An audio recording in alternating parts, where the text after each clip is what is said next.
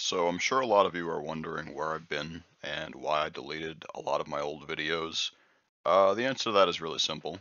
I've been busy with other stuff, and I didn't like a lot of my old content and the way it came out. So what I'm going to be trying to do is I'm going to be remaking a lot of my old content and adding some new stuff to the mix as well.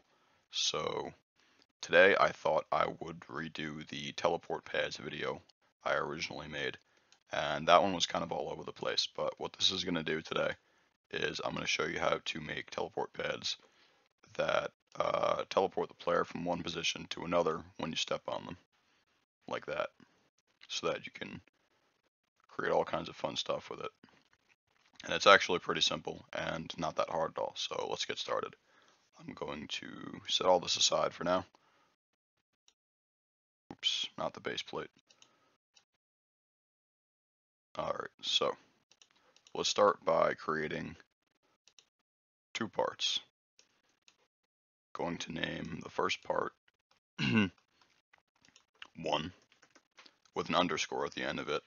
That way it has a unique name that can't be mistaken for a player in the workspace. Going to set a color to red, anchor it, duplicate it, put it over, change the color to something other than red, and then I'm going to rename that to 2 underscore.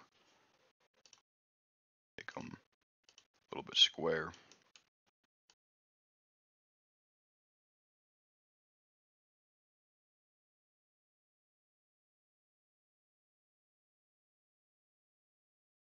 And we have our teleport pads. So let's group them together.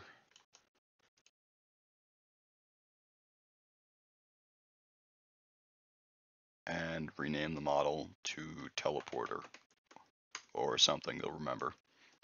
And I'm going to insert a script into the model and clear the print hello world line. And we're going to start with a debounce variable so that the teleporter can't be rapidly used and won't glitch out and make the player spaz back and forth between the two pads. So we're going to type local debounce equals false. And then we're going to start with the first function for one of the pads. So we're going to type script.parent.1.touched connect function hit if hit.parent and hit.parent find first child humanoid and game.players get player from character hit.parent and debounce equals false, then debounce equals true. Local root equals hit.parent find first child humanoid root part root dot c frame equals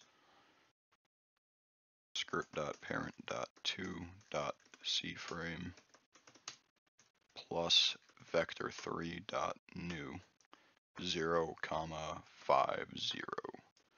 Then you're going to type wait. We're going to do 3-second wait time. Debounce equals false. And now what we're going to do is we're going to copy and paste this whole thing. Drop down 2 lines, paste it, and then all we're going to change is 1 to 2 here, and we're going to change 2 to 1 here. And now when you play the game and walk into the teleport pads, they should work as anticipated. And there you go.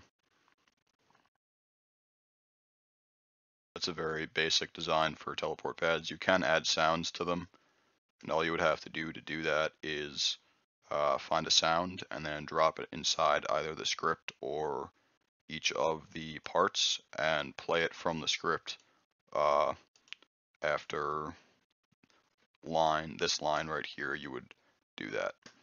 But yeah, other than that, that is how you would make teleport pads, and you can play around with them and kind of change the script and add your own code to it to find some better ways to make this cooler.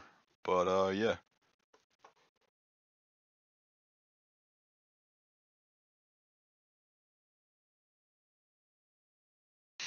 So yeah, that is my attempt at a tutorial for the first time in a while. Hope you guys liked it. I'm gonna be trying to push out some more content soon. Other than that, thank you for watching. Bye bye.